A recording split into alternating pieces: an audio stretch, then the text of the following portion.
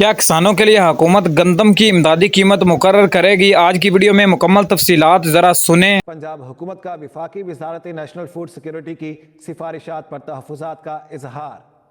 رضوان آصف ہمارے ساتھ ہیں، ان سے مزید جان لیتے ہیں۔ جی رضوان، کن تحفظات کا اظہار کیا گیا ہے؟ معاملہ کیا ہے؟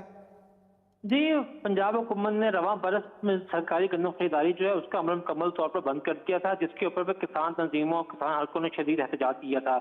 گزشتہ 2 روز قبل جو ہے وفاقی نیشنل فوڈ سیکیورٹی نے ایک جو سفارش جو ہے تحریری طور پر وہ وفاق کو بھجوائی ہے، جس میں کہا گیا ہے کہ ملک بھر میں اس مرتبہ گندم کی کاشت جو ہے وہ نہایت کم ہونے کا خدشہ ہے، جس کی وجہ یہ ہے کہ سرکاری سطح پر خریداری جو ہے پنجاب میں وہ نہیں ہوئی تھی۔ لہٰذا وفاق جو ہے وہ صوبوں کو بالخصوص پنجاب کو ہدایت کرے کسانوں سے محدود مقدار میں گندم خریداری کی جائے، اور اس خریداری کے اعلان کے ساتھ یہ اعلان بھی کیا جائے کہ آئندہ برس جو ہے حکومت خریداری کے عمل سے مکمل طور پر باہر ہو جائے گی۔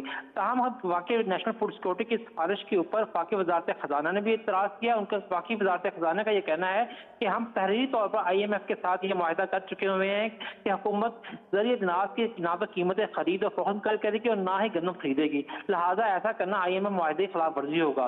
دوسری جانب جو پنجاب حکومت ہے اس کے بھی ذرائع تک کنفرم کر رہے ہیں کہ پنجاب حکومت اس برس بھی گندم خریداری کا ارادہ نہیں رکھتی۔